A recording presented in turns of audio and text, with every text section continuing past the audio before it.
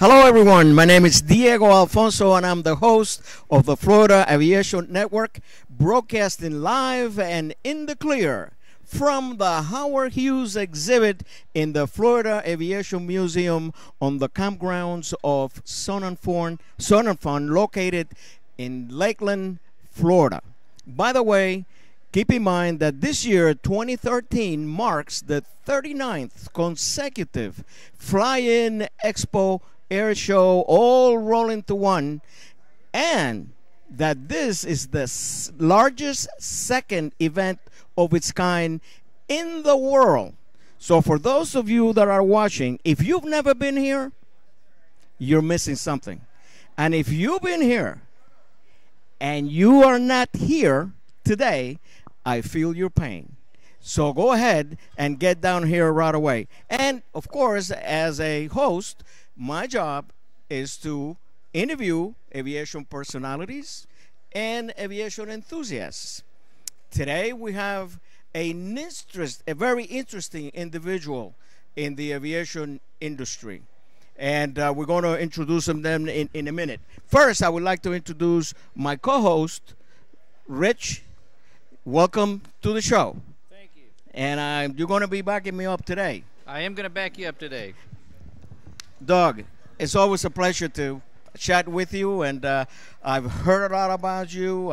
Actually, this is the first time that we have this opportunity. I've been keeping tracks on all the great work that you've been doing, and I hope we're providing a forum for you where you can really reach our audience and tell them what you and your organization is all about. And I guess this is the meat of the whole thing. Well, I certainly appreciate that, Diego, and I actually have known about you for years and years and years, and I'm thrilled to be able to spend a little time with you. Great. Now, please let the public know exactly what is SAFE. Let's begin there. Okay, SAFE is the Society of Aviation and Flight Educators. We are 4 years old now, so we're not quite in our infancy. We're kind of moving up into our adolescence. We are an organization that's not only for the flight instructor, but for anyone involved with aviation education. It could be sim instructors, ground instructors. Right now we have a major outreach to increase our membership of K through 12 teachers, STEM coordinators, teachers of that nature, academia, avionics instructors, maintenance instructors. We're formed to create better quality education and to bring all of these different avenues of education together so that we could share our combined resources, knowledge, and skills to create a better product, which is a safer pilot.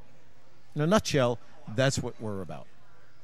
Well, that's great. And the thing that I think that you're also bringing forward that maybe other organizations have not so much in the past is bringing in young aviators as well, not just reaching out to current let's say adult pilots, and but you're also reaching out to our future. Absolutely. Through the K through 12 teachers teaching STEM stuff. I mean, when you see kids looking at an airplane, learning about airplanes, getting to fly them, being involved with some kind of aviation project, all of a sudden math becomes important. I mean, for me, if it's more than 10 numbers, why do I fly barefoot all the time? You know, that relative varies. Back before we had GPS, you know, right. An ADF, what's that? You know, right. Before we had Go Perfectly Straight machines, GPS.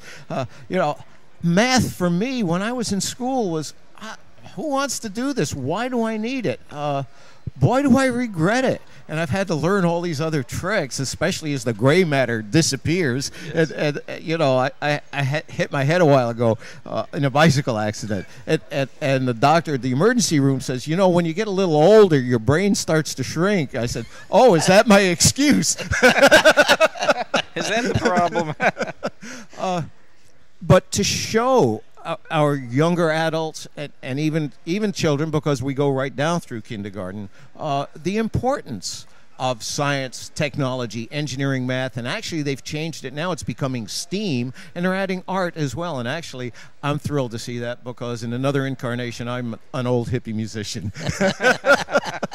But yes, it is important that we reach out to our youth. You know, as we talk about next gen, and last year at Oshkosh, the administrator was there for Meet the Administrator, and he's talking about next gen, and I raised my hand, and luckily they called upon me. Perhaps Administrator Huerta was not so thrilled about that. But I said, you talk about next gen, but as far as I can see, we're failing, and we're failing miserably in next gen. And I'm not talking about the technology. I'm talking about the next generation of pilots. As we grow older and older, the pilot population is shrinking, and we have to go out to our youth, because if we don't, pretty soon there's going to be no one left flying. Absolutely, and that's our future. So, like you mentioned, you're also covering avionics, instruction and education, maintenance, because I think that's another important factor, is not only the aviators, but the people that take care of us and keep them flying. So that's a big part of it too that I think is important to focus on. Absolutely. We're trying to bring all the elements together. One of the ways we do that, people say, where are your headquarters? Well, we don't have a brick and mortar building anywhere. We're a virtual organization. We're really based upon the strength of our website. And a variety of different things are available. One is a resource center that is divided into two portions, a public portion and a members-only portion. In the public portion, as an example, for K through 12 teachers, we now have an annotated list of resources. So one can go and Google, for aviation resources, but we don't know what we're going to go to when we go to the link. We've created the links plus an annotation. What will you find at this link? So they know they're at the right site. So that they know they're at the site that will offer them what they need and what they're looking for. In this resource center as well, we did a symposium back in May of 2011 in Atlanta called the Pilot Training Reform Symposium. All the leaders of aviation education were there, as well as from the FAA. Administrator, here I am. Talk about it's shrinking. It's shrinking. The administrator was there. Mel Cintron, who was running 800 at the time, was there. I mean, there were a lot of FAA folks as well. One of the things that came out of this symposium, there were 30 recommendations, 6 projects. Many of these projects and recommendations are actually now being implemented or in the process of being implemented, which is very exciting. But one small thing we found that many instructors are not operating with a syllabus. And for those of us who are long-time instructors, say, how can you operate without a syllabus? Right. But the fact of the matter is, very sadly, way more than you would want to know operate without a syllabus. So we decided to make syllabi available on our website to anyone in the Public Resource Center. We now have 11 different syllabi running from sport all the way up through commercial. That's something that we put there. We're involved with our Pilot Proficiency project, which is a series of seminars as well as simulator scenarios that can be flown. We're doing them here at Sun and Fun. We did them at AirVenture, where the program had its birth and initiated. We did it at Summit. We did it at Women in Aviation. We're here now.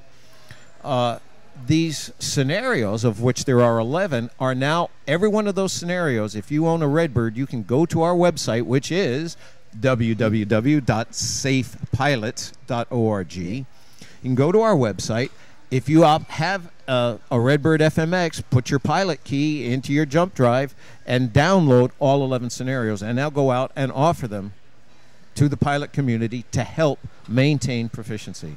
So there are many ways that we are advocating to the public pilot population to maintain and help improve the safety, which is what our mission is. We're a 501c3 organization. We are an educational charity, and our mission is to improve the safety, and I'd like to think we're doing it. That's great. And maybe what's happened, and Diego, you probably could fill in with this as well, with the syllabus and the lack of the syllabus, maybe just through some over the years, maybe some of the training is diluted to where they weren't taught. The instructors weren't taught, hey, I need to have a syllabus to go by, and we need to create a syllabus, and I think that would be probably something is how that's happened. Right. Well, when you were talking before, and you talked about math, you're looking at an example here of bad math. I'll tell you. And before being a pilot, actually I failed math 5 years in a row in high school. And as I became a pilot, I was forced to really get on demand. And then I really started to enjoy it, especially when we used to do those wind triangles, remember? Where you had all that, there was no computers. The E6B, my instructor, he was a World War II veteran, basic instructor. He will not let me use the E6B. He'll say, no, you first learn the wind triangle, and then you go and do the E6B. And I think that's one of the things we're missing. We're bypassing the fundamentals. I think we're the only industry. I have a video coming up now in which I mentioned we're the only industry that says hello to the new technology and goodbye to the fundamentals. I was recently operated in my knee. This guy, state of the art. I mean, 3 little holes. This guy, I was over there, this guy was over here, like a robot type of thing. Type of technology. But I guarantee you that guy dissected a frog on the way there. Right.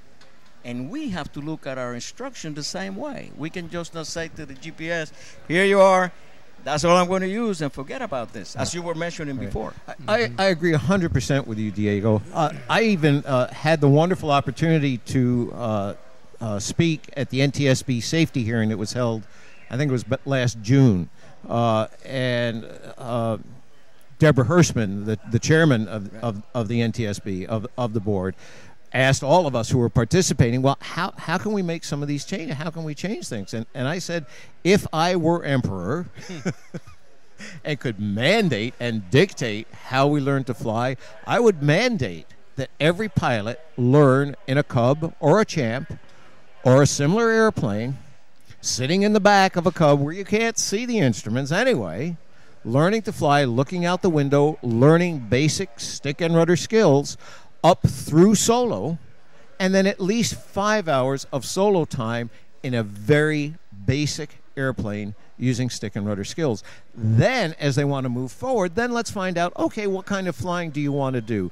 And I think we could say that basically there are 3 types of pilots. When someone comes to learn to fly, they're going to want to learn to fly for one of 3 reasons. One, just recreation, to go out and $100 hamburger. Well, where can you get a $100 hamburger anymore? $300. Right. To go out and get that expensive hamburger, the recreational flyer. Right. Perhaps the more affluent person, not necessarily so, but the person who wants to use an aircraft for transportation, typically for business, maybe for family, but really wants to use the airplane for transportation. And here, this is where these technically advanced airplanes are going to be perfect for them. Or the third category would be the person who wants to fly professionally, typically in the airlines, flying 135, 121, okay? But for all of them, regardless, irrespective of where or why they want to fly, if they spent their first 20 hours in a basic airplane like a Cub or a Champ, I don't think we would be having the problems that we have today. I totally agree. When we look at the Colgan crash in Buffalo, when we look at the Air France crash, how do you stay in a deep stall for 30+ thousand feet into the ocean and not recognize that you've got to push? It's happening. And my granddaughter, I thought that I was done with my son because I taught my son how to fly. He's now a captain for United. And my grandkids came up. I have 3. I haven't mentioned anything about flying, neither has my son, but I can see 2 prospects already. My granddaughter, which is just 16, and my youngest grandson. And my plans are a 150 with nothing, with the bare minimums. You learn to fly this and a tail wheel. Those are the 2 airplanes you're going to learn to fly first. Then we're going to move into, because, you know, technology is here. I was having this conversation with somebody the other day, and it says, well, you say that because you're an old-timer, and then you got to think progressive. I said, hey, listen, my wife doesn't take the clothes to the river and beats them with rocks. We got washing machines, you know what I mean? And the new one with the front loader and everything, you know what I'm saying? So I'm for it. If I have an airplane, I want a GPS. But I don't need it. Absolutely. And that is the thought. Yes, we will use GPS, but not because you need them. but because it's an extra backup that you have. So I cannot agree more with you with that. The other day, I was having lunch with Radek Wyrzykowski. He is the founder and president of IMC Clubs. And actually, I'm very proud to say I taught Radek how to fly. Okay. Cool. And we were talking about glass and flying with glass and what I think about it. And I was taking the position when I was speaking with him about, as an instrument pilot, how I think the glass is phenomenal. What I can do now, I've got a Cardinal RG, I've got an Aspen 430 watts S-Tech 55X. My God, it makes it so simple. But Radek, we were not arguing, we were discussing, and I had to actually agree with his point. He said, Doug, when you taught me to fly instruments, we were flying in a slant uniform airplane. And you taught me the importance of needles and figuring out where we were, situational awareness, with the needles, not an icon on a moving map relative to a magenta line. And I have to agree with him in many ways. If you're working on your instrument rating, just as I talked about flying the Cub first, if you're working on instruments, you really need to understand those needles. And even in my GPS seminars, I talk about, when you fire up that GPS, there are two buttons. You have to press the enter twice on a Garmin equipment, okay? The first is to say, yes, the database is current. And so many pilots, they press that first enter, yes, it's current, and then hit it again without ever looking. Is the CDI half left? Is the VDI half up? Is the Omni bearing selector or course indicator, is whatever it's set, showing what is in that panel? And if you don't check it, because the bottom line is, it's the needles that make you legal, not the magenta line. Exactly. Exactly. Yeah. And yet we're not teaching those basics. Right. And it's something that needs to be focused on. Complacency, that leads, the reason why they do, because I see this, Europe, we have a lot of things in common. I mean, not only we're pilots, we're flight instructors, and our passion for safety and education and instruction is there. And besides, we're DPEs. So we got a lot in common. And I see that a lot during check rides. Absolutely. Where the individual goes, I go, how do you know that we're good here? What do you mean? I said, yeah, how do you know that this is, well, I said, no, you're supposed to stop. And this is something that is not being taught.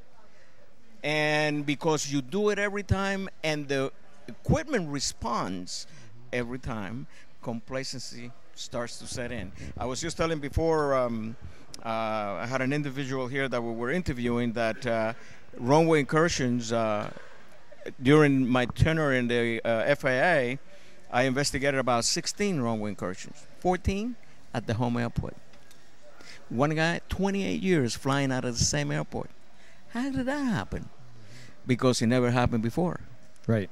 And when I asked him, this was his answer. God bless him, really nice individual. He said, sir, he says, I don't know what happened. All I know is I was taxiing and I heard, stop! And I wasn't a runway ready. Complacency. And that's happening in the GPS world too. Absolutely. They're bypassing those steps, which are crucial. Right. Bad habits. Exactly. Exactly. They pick up bad habits and then just becomes routine. Yep. It's interesting when you talk about bad habits. I'm a guy who really bangs his shoe on the table. And for those who are old enough to remember Nikita Khrushchev, you know what I'm talking about when he banged his shoe on the table at the UN. Okay. About the rule of primacy. The things that we learn first are the things that stick and are also the hardest things to change. Exactly. Right. And it has a lot to do with everything that we do throughout flight instruction, certainly within this realm that we're speaking about, Diego, but as well just in improving aviation and making aviation safer. I know you're very involved with presenting seminars. My God, you're probably presenting them before I started, and I've been doing them a long time, so you've been doing it. But who are we talking to? We're talking to folks who are our peers, right. And they understand the importance of recurrent training. Okay, but all the people we need to reach don't come because they weren't told about that. But if through the rule of primacy, how do we change the culture? At least for the new pilots that are entering, if all our flight instructors, if you're sitting there in the flight school or the FBO, someone comes in and says, I want to learn how to fly, how long is it going to take me? We don't say, oh, it's going to take you 40 hours, and it's going to cost you $3,000, and then you can fly anywhere you want, and you have your license, you go anywhere you want in this country except for TFR, Right. Okay? But we're lying, and we're just telling them bad stuff. Because the truth of the matter is, it'll probably take you 60 to 80 hours. Right. And your training has only begun. Oh, yeah. If we incur at the very beginning that rule of primacy, that our training as pilots never stops. Right. Correct. That mindset. To create, exactly. Now they come into it knowing, oh, I'm going to have to continue to train after I get my certificate. So many pilots fight even a flight review. 1 hour of flight, 1 hour of ground. Boy, Right. do I have problems with that one as well. And we're working to change that. Yeah. Okay. The IPC, their instrument pilots, once they've received their instrument rating, as long as they maintain currency, Right. 6 and 6. Right. As long as they maintain currency, they will never, perhaps ever, get another evaluation on their skills. That's Right. correct. But look at the airlines are 135. 135 every 6 months. The airlines, maybe every 6 months, but definitely once a year.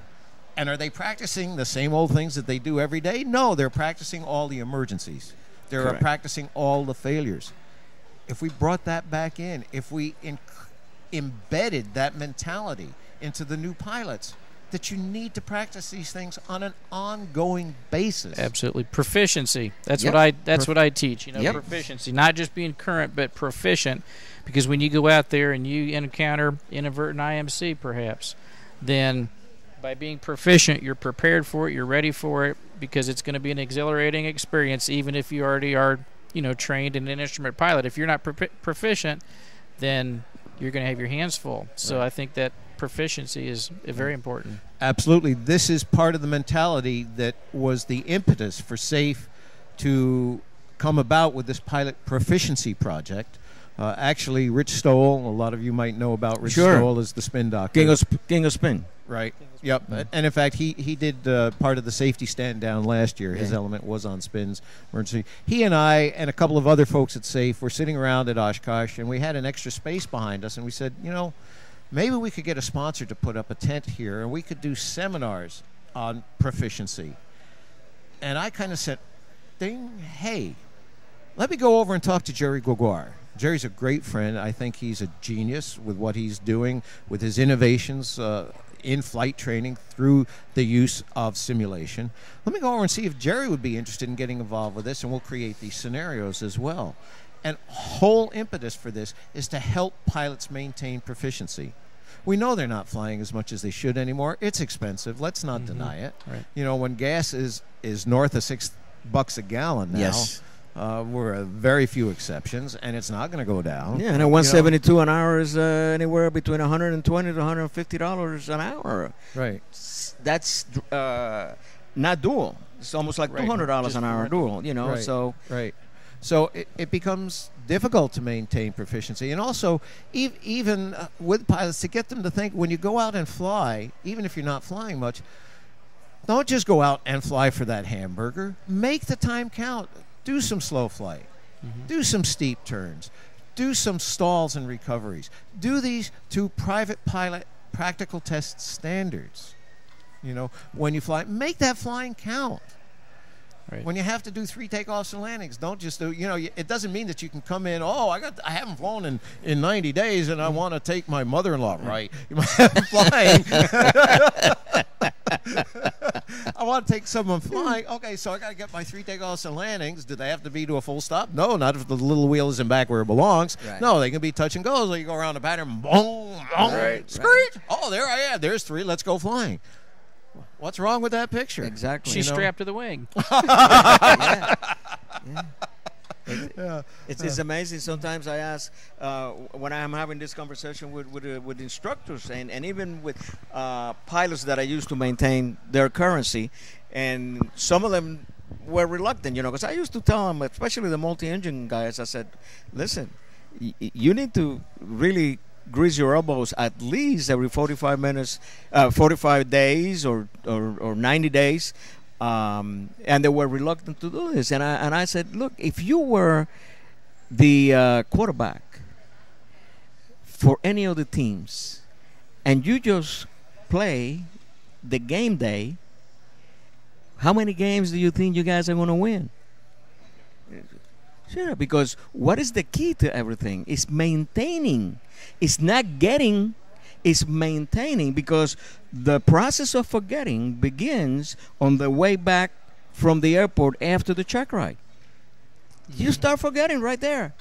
Right there. So Absolutely. you just cannot put it in a bottle and put it on a shelf somewhere. You have to keep refreshing that. Yes. And the only way you're going to do that, but I understand that, because you said something that is so true, is the prices. The prices.